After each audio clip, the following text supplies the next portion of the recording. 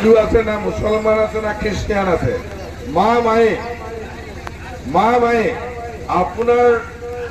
গৰ্ভত পেটত সহজ ভাষাত কৈছো 9 মাহ 9 দিন থাকিলে টকাৰ পিছত জন্ম হ'ল আপুনি কোৰাণ পঢ়ে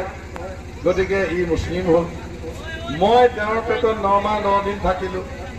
মই জন্ম হলো তেওঁ নামঘৰলৈ যায় গতিকে মই হিন্দু বাকি বেলেগ কিবা কথা আছে জানো কওকচোন একোতো নাই মোৰ মায়ে যিটো পন্থাই উপাসনা কৰে সেইমতে মই জন্ম হলো সেইটোৱে কথা মই ইয়াত জন্ম হোৱালে মই আজি ইছলাম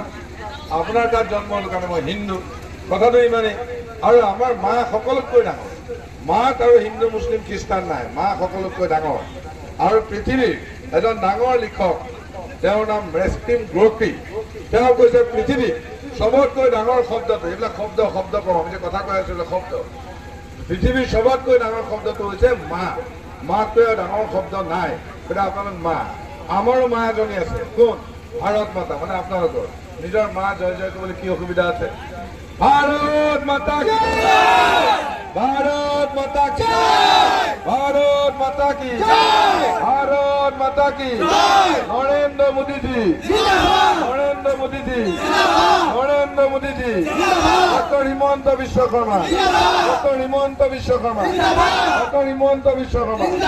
পীযুষ হাজৰিকা পীযুষ হাজৰিকা পীযুষ হাজৰিকা অতুল বৰা কেশৱ মহন্ত বিজেপি বিজেপি